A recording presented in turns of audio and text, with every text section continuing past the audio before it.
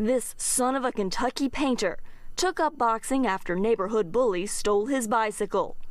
His trainer said the boy, then known as Cassius Clay, grew to mix raw talent with determination. A dynamite right sends Archie Moore crashing to the floor. In 1964, he shocked overwhelming favorite Sonny Liston to win his first world heavyweight title. Short kills him right to the jaw, and Liston goes down.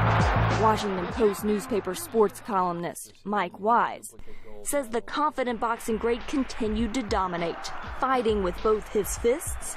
These represent dynamite. And his words. He was probably the first guy, the first athlete in America to brag about something and back it up. Nobody boasted in those days. I'm the greatest, and I'm knocking out all bums. And if you get too small, I'll knock you out. Clay had joined the Nation of Islam and changed his name after that fight to one that is revered around the world, Muhammad Ali.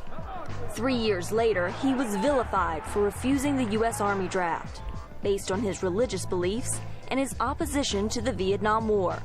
Ali was convicted of draft evasion and stripped of his title, keeping him out of the ring for 3 years until the Supreme Court overturned his conviction in 1970. Just months after returning to the ring, new heavyweight champ Joe Frazier dealt Ali his first professional loss. But Ali later took his revenge against Smoking Joe Frazier and won their second fight. Another classic bout for Ali was against George Foreman. Ali and Foreman took their 1974 championship fight to the former Zaire in a remote part of Central Africa. It was a boxing match immortalized as the Rumble in the Jungle. I have wrestled with an alligator.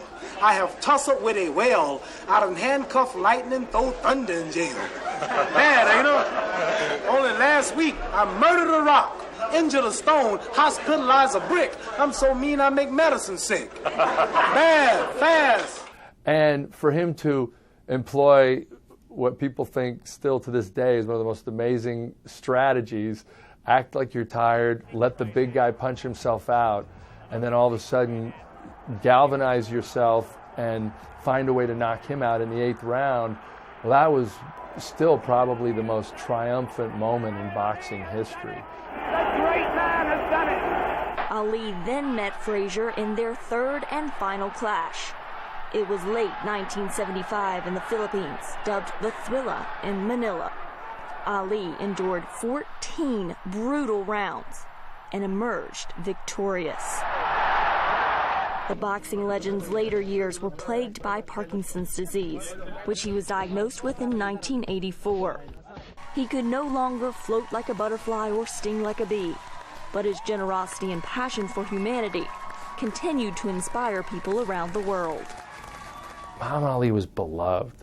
You know, there was a heart component that I don't think anybody will ever touch. Whether loved or hated, Muhammad Ali certainly made people feel. And that, perhaps even more than his boxing prowess, will be his lasting legacy. Carla Babb, VOA News, Washington. Here we go. Up and down.